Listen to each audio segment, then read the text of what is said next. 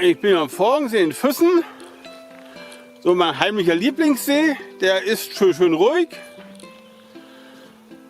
Und es gibt sogar Möglichkeiten zum Einkehren. Für eine kleine Zwangspause. Oh, und wie geht's?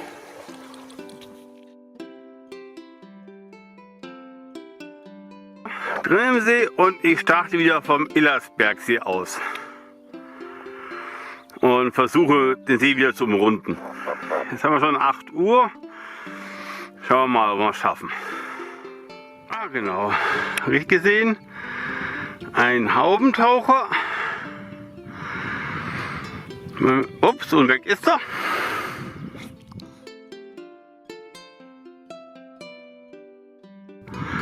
Ein Biberbau. Biberbau mit einer schönen Aussicht auf die Gebirgskulisse der europäischen Alpen.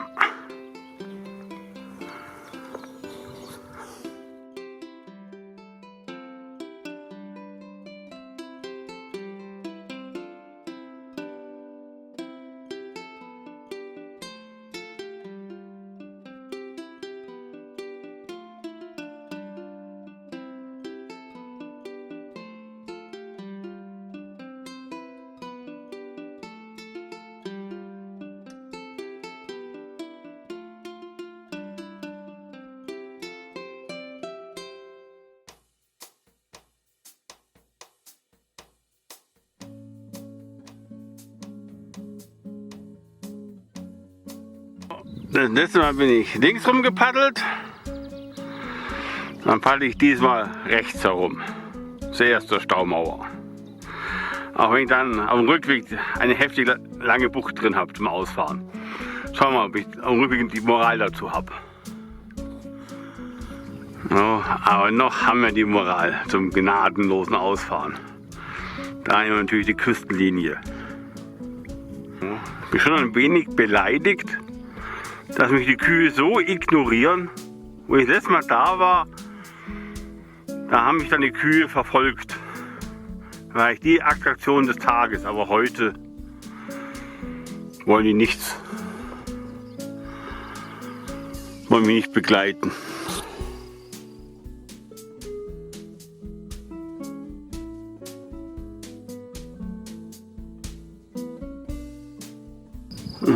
Schon hier eine Hammerkulisse. Das will eigentlich viel öfters paddeln. Statt nur einmal im Jahr.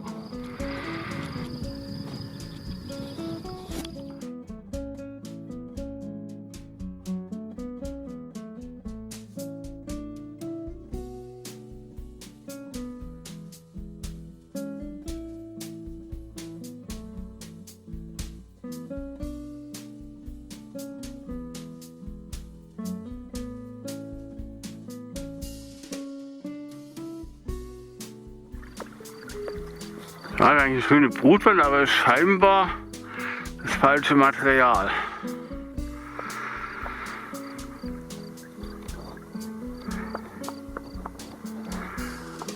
Und da geht es dann hinten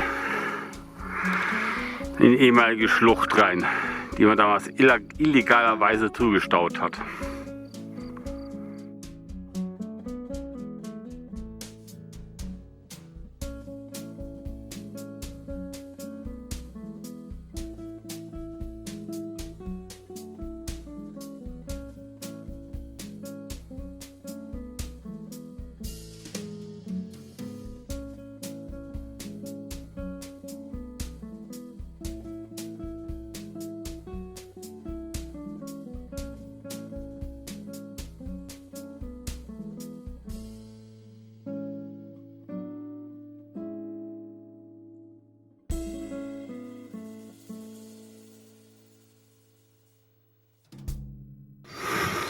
So, dass ich nicht falsch sage, einen schönen Blick auf Schloss Neuschwanstein. Diesmal ohne Nebel.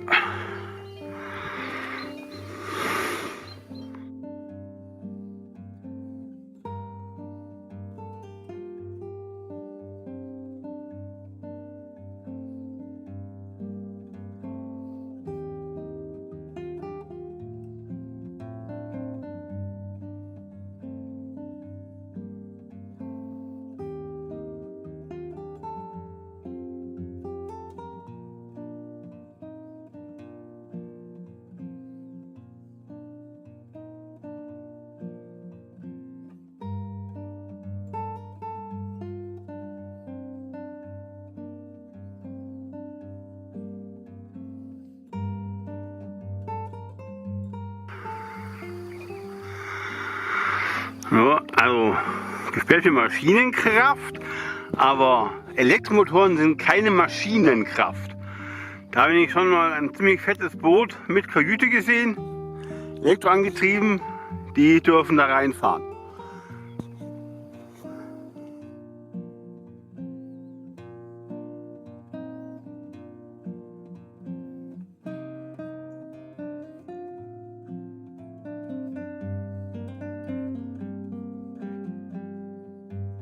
So, habe ich so gelobt vor den See.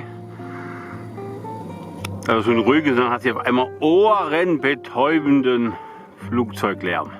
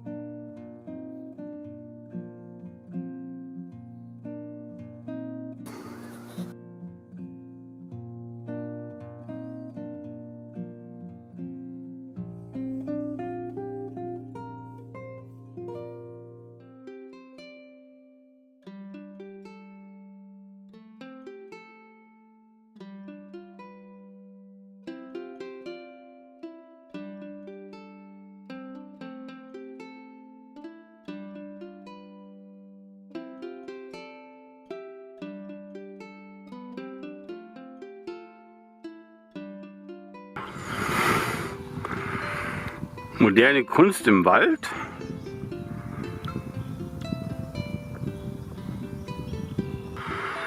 Da hat sich jemand seinen schönen Seeplatz ausgebaut mit Treppe. Das könnte fast ein Nahrungslos vom Biber sein. Aber ein bisschen komisch hier für den Winter. Dürfte eigentlich kein Wasser haben. So, ich bin hier kurz vor der Staumauer.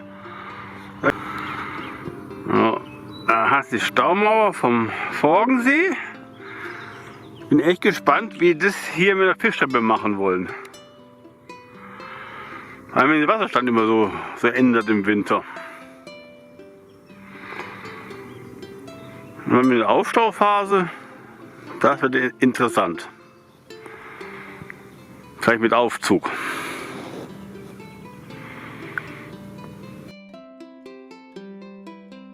So, das ist die Ingo-Enttäuschungsbucht. Da hatte Jan gesagt, da ist ein Wasserfall hinten drin. Und dann war er nur ganz klein. Und der Ingo hat gedacht, da ist ein Niagara-Fall. Der ist natürlich auch gigantisch, aber kommt natürlich auch die Perspektive drauf an. Und jetzt mit der Wurzel, die es da reingeschwemmt hat, ist natürlich nichts mehr da. Puff.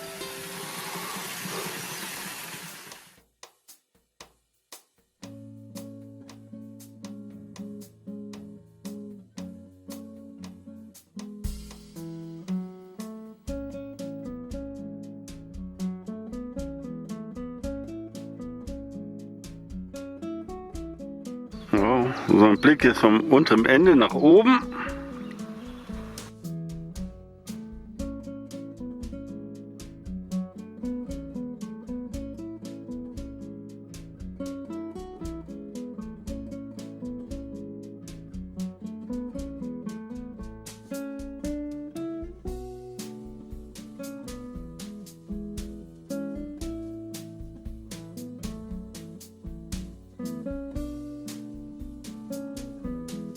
Noch sind wir fit, alle Buchten.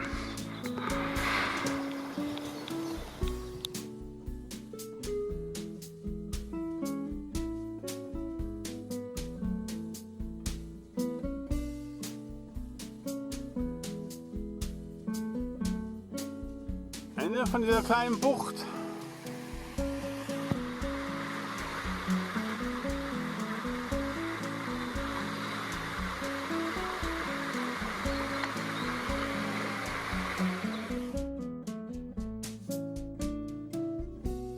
Also besonders gemütlich schaut dieser selbstgemachte Liegeplatz aber nicht aus. Gerade diese eine Wurzel da, eine Ast da mit der Wölbung drin, liegt sie nicht besonders gut drauf. Die müssen noch üben. Aber seitdem es diese Waldkindergärten gibt, werden die Leute echt kreativ, muss man sagen.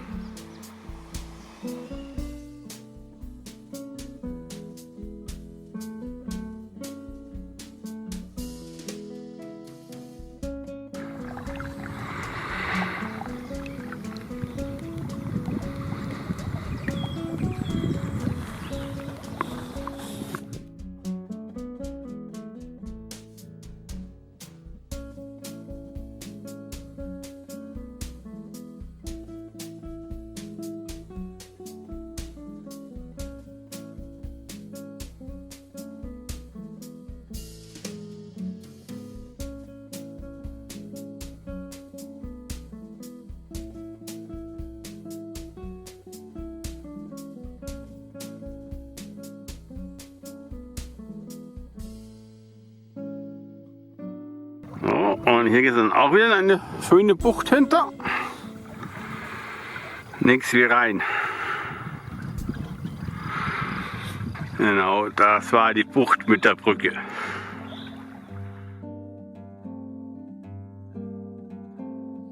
Die fahrthafte Stelle ist immer noch nicht ausgebessert.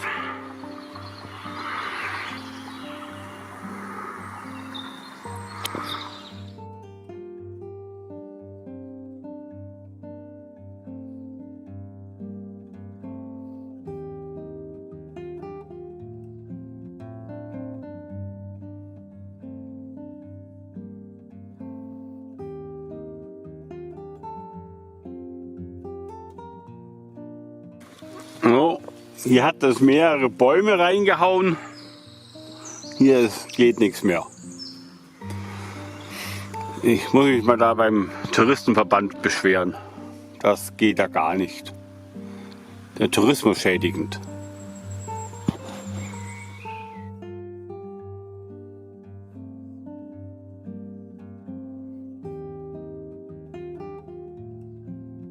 Das scheint so richtig ein kleiner geheimer Badeplatz zu sein. Auch entsprechend gekennzeichnet.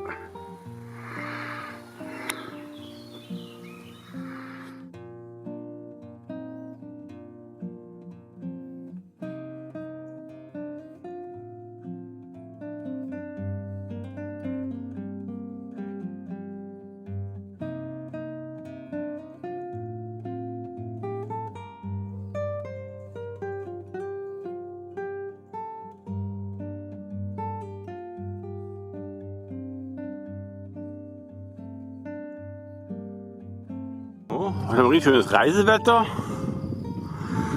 und einen leichten Wind, der kühlt ganz gut, ist nicht so warm. Ja, das ist echt gut paddeln.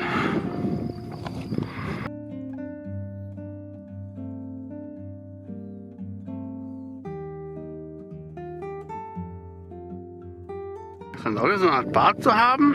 Das hat auch einen Kiosk, aber ja, einen sehr geschlossenen Eindruck.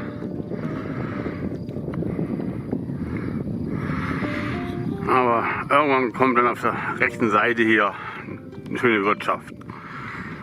Die müsste eigentlich offen haben.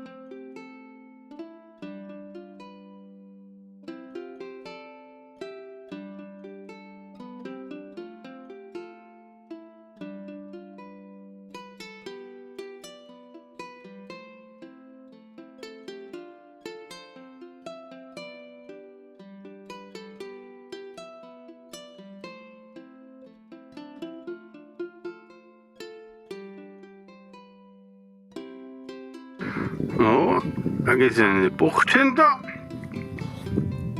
Die fahren wir natürlich auch wieder aus.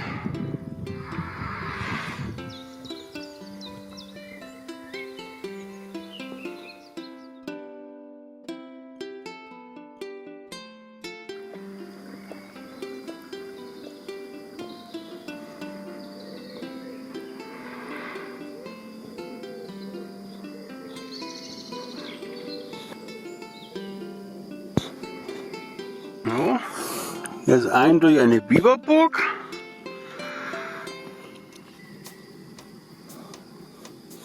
Da ist das Ende vom Ganzen. Da ist es blockiert, aber ich nehme an, da wäre dann eh Schluss.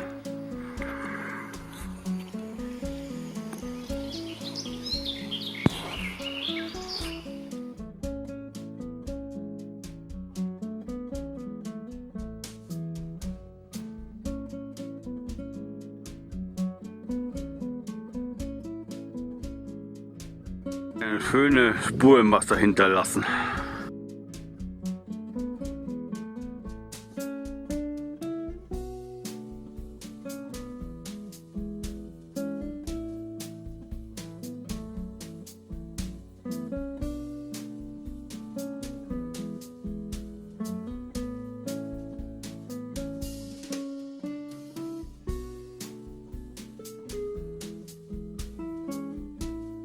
So, draußen aus der Bucht und weiter geht's den See nach oben Richtung Füssen. Ja, vom See aus aber dann gar nichts sieht, aber immer ein Schauspielhaus von Füssen.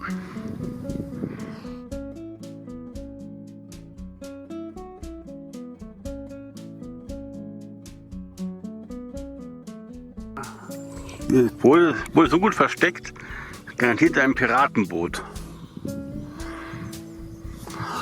Und wenn ich hier an Land gehen will,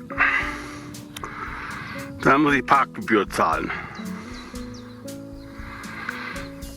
Die kennen ja gar keine Gnade.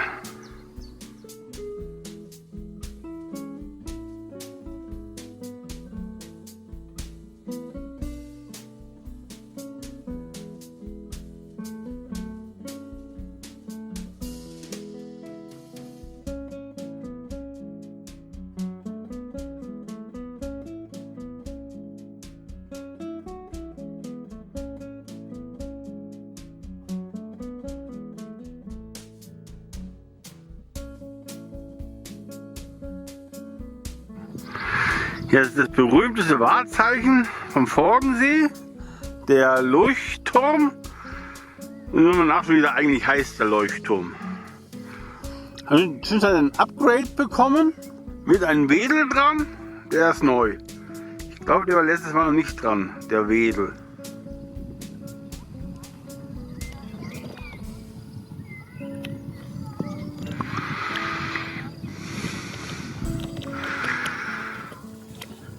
Macht euch gut so als Vordergrund für die Berge.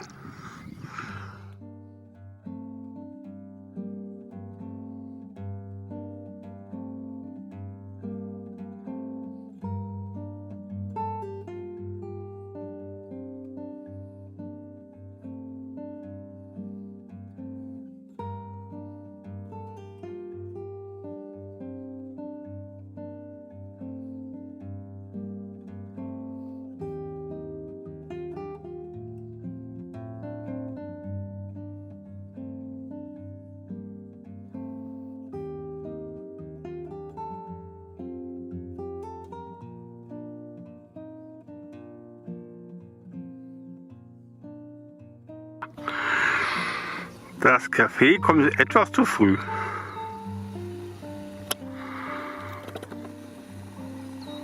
Naja, aber aus traditionellen Gründen. Café wie immer. Besser wäre es, wenn wir noch hier alles ausfahren und darüber.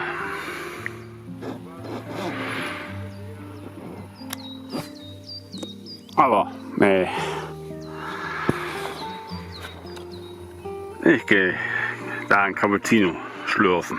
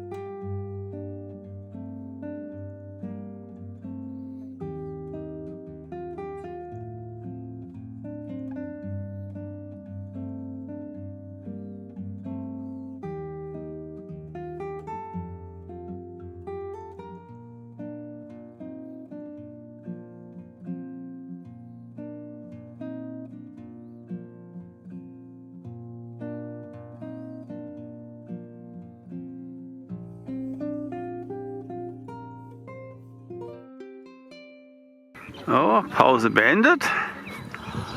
Und nehmen wir das mal ein bisschen höher als beim letzten Mal. Jetzt kann man da hinten reinfahren.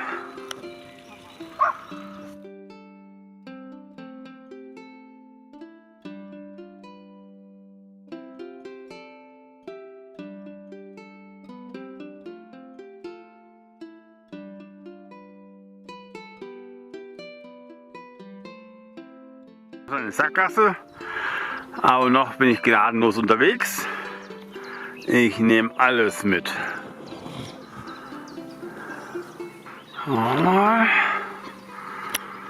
Wenn ich Glück habe, muss ich nicht ganz zurück, dann komme ich da wieder raus. Mit Glück. Schauen wir mal.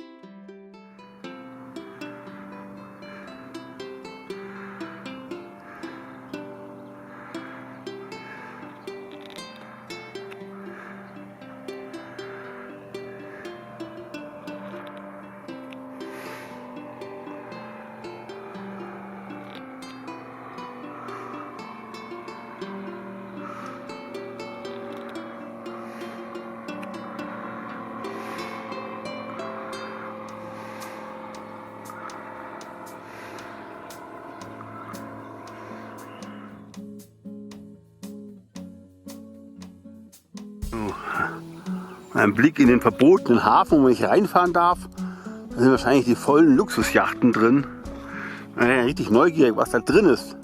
Da das verboten ist, da reinzufahren in diesen Hafen.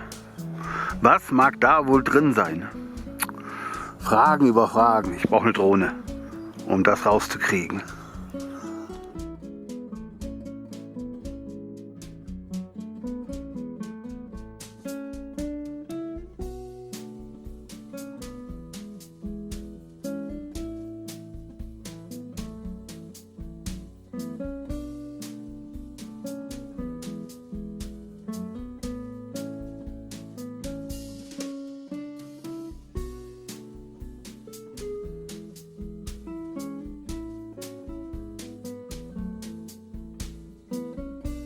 So, von der Seite ist die Insel ungefährlich. Da kann nichts passieren. Auf der anderen Seite wird vor Schlangen gewarnt.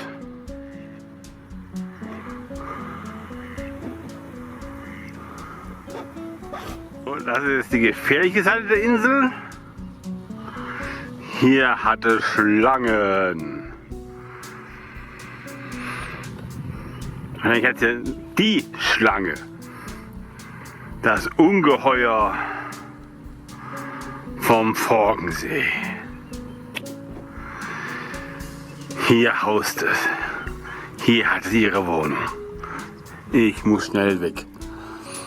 Vermutlich hat so ein Schild viel mehr Wirkung als irgendein Umweltschutzzeichen. Da traut sich keiner hin.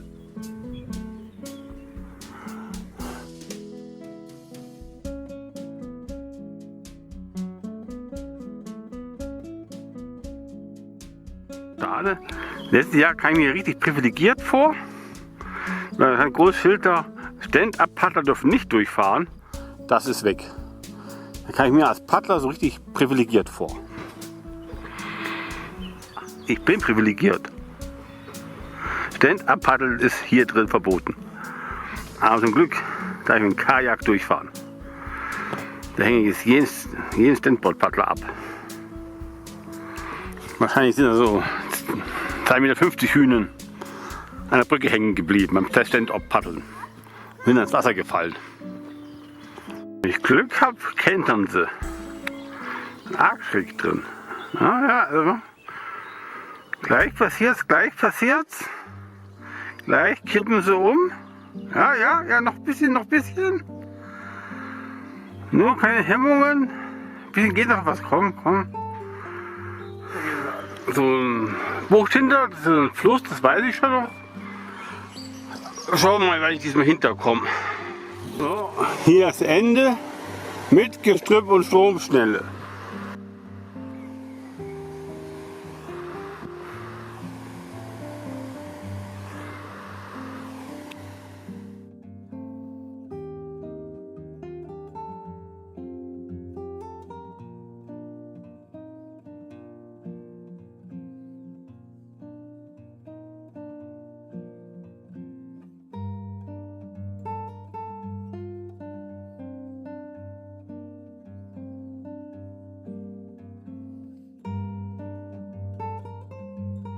So, das Schauspielhaus von Füssen. Das nächste Mal gehe ich mal da den Cappuccino testen.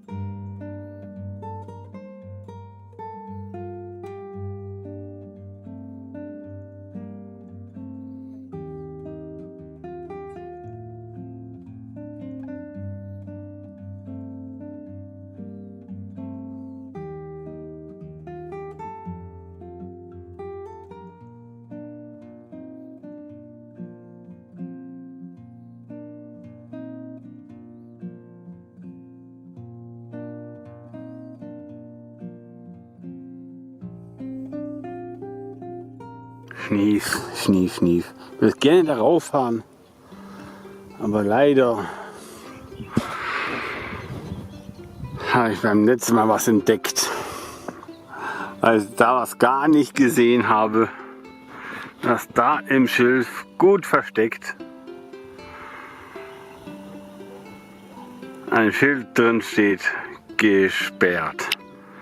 Aber es könnte auch noch heißen, für Schifffahrt gesperrt. Das ist halt die große Preisfrage.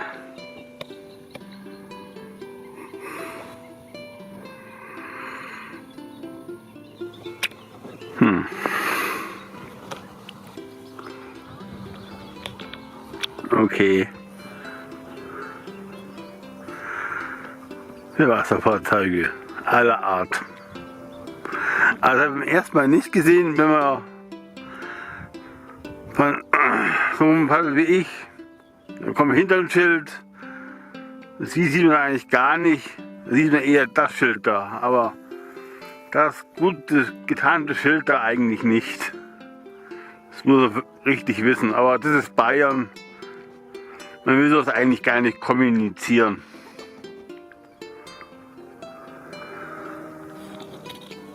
Und dank dem hohen Wasserstand spare ich mir hier eine ganze Bucht zum Ausfahren. Einfach außenrum und die 2 Inseln da, die spare ich mir. Ha! Ganz viel abgekürzt im Vergleich zum niedrigen Wasserstand vom letzten Mal.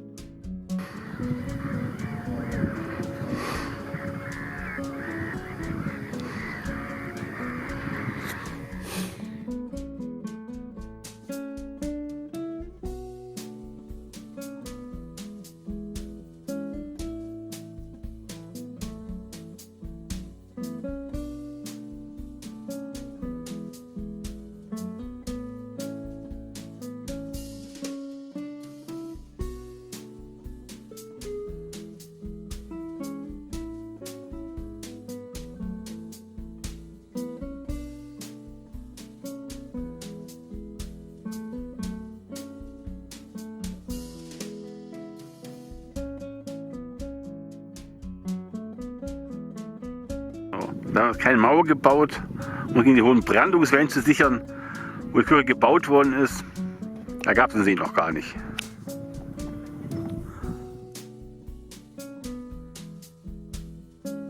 Ja.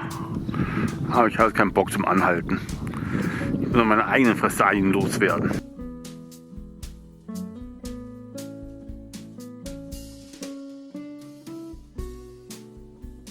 Ich meine natürlich Cerealien, nicht Fressalien, Cerealien.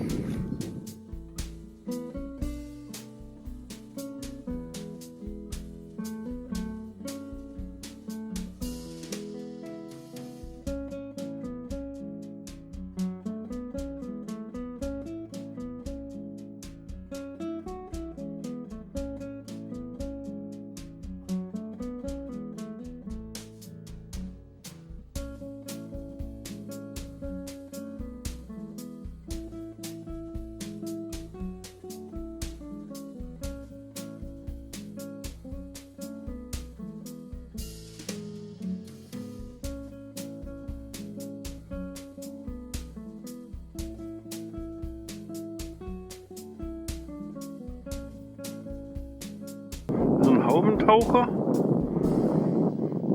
Die hätte schon beinahe ausgerottet, weil diese Federn da am Kopf, mit denen haben wir Hüte verziert. Ja, muss so gut ausschauen. So ein Hut damit mit diesen Kopffedern. Ja.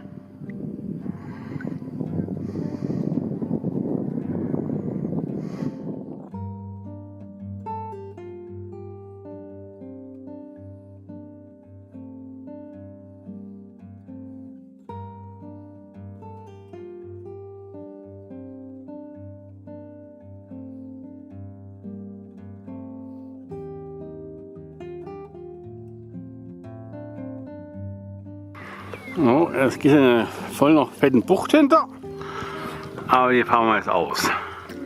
Einmal habe ich sie ausgelassen, beim ersten Mal.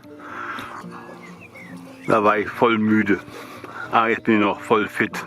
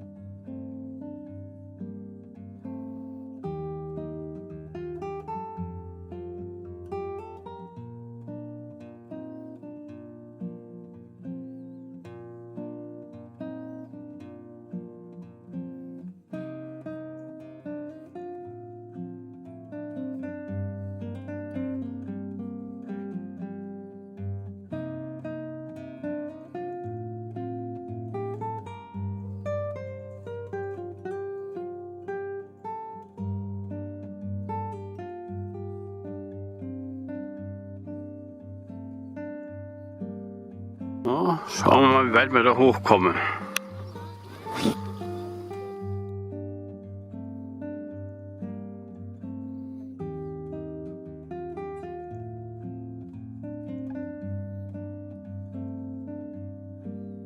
Oh, weiter geht's nicht, zu flach.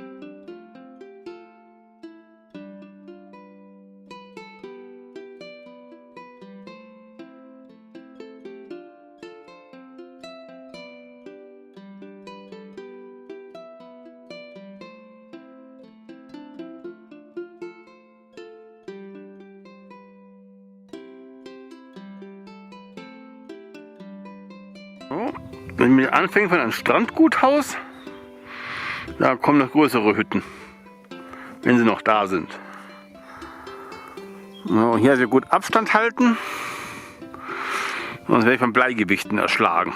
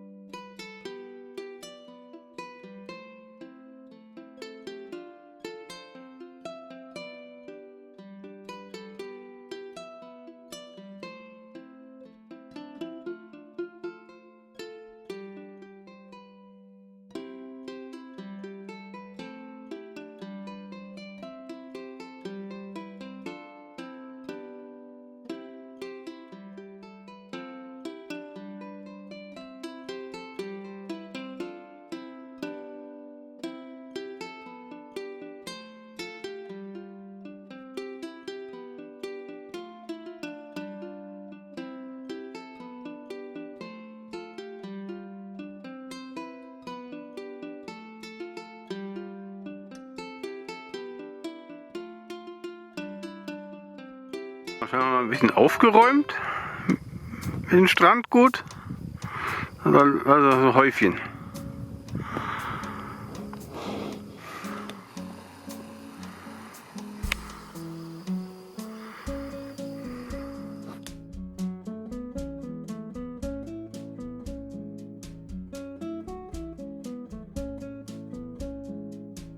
Irgendwie verspüre ich jetzt das Bedürfnis, das Paddel hochzustrecken.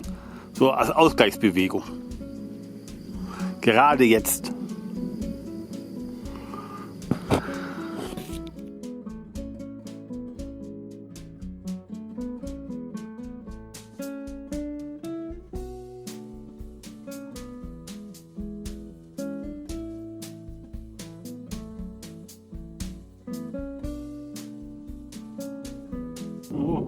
Jetzt hat sich eine Katastrophe ereignet. Die große Sehenswürdigkeit vom Forgensee ist zusammengestürzt. Das Strandguthaus. Es war mit Dach und allem drum und dran zerstört, kaputt, eingestürzt. Das muss dringend renoviert werden. Ja, wieder mal eine Bucht. Ja, aber noch geht's. Noch fahre ich so aus. Genau. Da hat mal jemand seinen privaten Badestrand gemäht.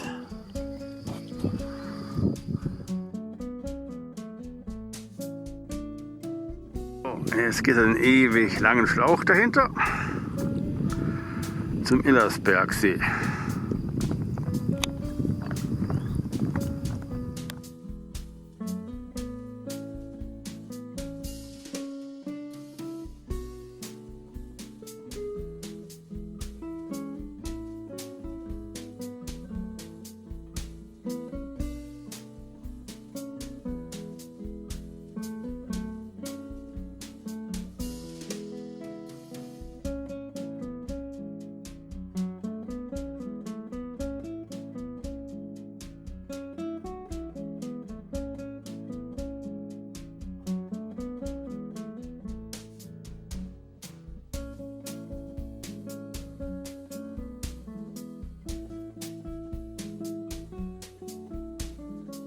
Da haben wir die Biberburg. Und da haben wir jetzt den Illerbergsee, Herrschaftszeiten. So, ich mache keine Seeumfahrung mehr. Mein Schwan beim Biber ist geschlüpft. Also die Küken sind geschlüpft beim Schwan. Da muss ich jetzt noch schnell hin. Keine Zeit mehr für sowas. So, die Forgensee-Umfahrung ist geschafft. Mit allen Buchten. Eine schöne Tour. Und eigentlich ganz lässig geschafft. Aber nicht immer sonderlich mehr anstrengen müssen. Das lief heute ganz super.